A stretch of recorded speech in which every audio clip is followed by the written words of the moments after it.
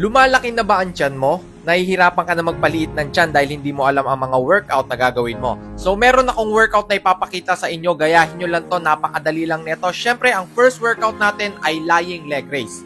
10 to 15 repetitions, 4 na ulit nyo tong gagawin. Make sure na proper form ang gagawin nyo. Kung kaya nyo idiretso yung tuhod nyo, syempre mas maganda. Pero kung hindi naman, okay lang na ganyan. Medyo nakabend. So pahinga ng 5 segundo. Tapos next natin, ito ang tinatawag kong alternate leg raise. Okay? Alternate leg raise. 20 repetitions to. 10 sa kabila, tapos 10 din sa kabilang paa. Okay? Medyo mahirap to guys kasi tuloy-tuloy. Ang pahinga lang natin dito 5 seconds lang after ng workout. Tapos 4 na ulit natin tong gagawin. Pero mapapangako ko sa inyo, lahat ng sakit, okay? Lahat ng sakit na mararamdaman nyo ay talagang worth it. Okay? So ang next natin, ang tawag ko dito ay scissor. Parang may ginugupit ka pero wala. Sobrang grabe. Tignan nyo yung mukha ko dito. Nahihirapan ako.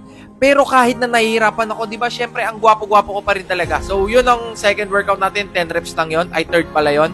Okay, ang next workout natin ay bicycle. Bicycle. 10 repetitions. Bali, 20 yan. 10-10. Okay, bicycles. Make sure na proper form. Then, after nyan, guys, hindi pa nagtatapos dyan ng workout. I-reverse natin yan. I-reverse natin yan. Medyo masakit yan, guys, ha. Tignan nyo yung mukha ko dito. Sobrang nahihirapan ako. Pero, syempre, lahat ng sakit, lahat ng pagod na ibubuhos natin dito sa workout na to ay talagang sulit na sulit. Lalong-lalo na kapag galing ka sa outing na parami ka ng kain, pwede mong gawin to.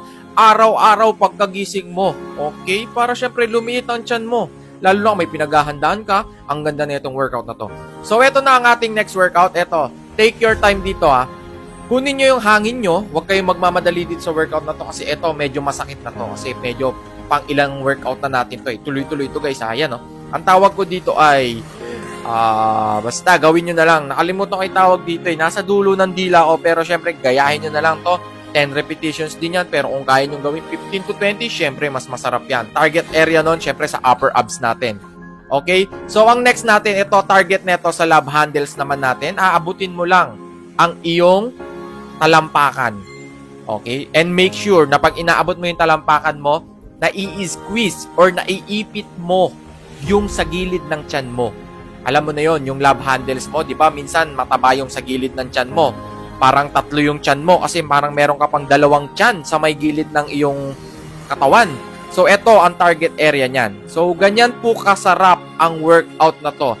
Tapos, take your time. Magpapahinga ka lang dito ng 30 seconds. Okay, 30 seconds ka magpapahinga. Tapos, gagawin mo ulit. 4 na ulit lahat ng workout na yon.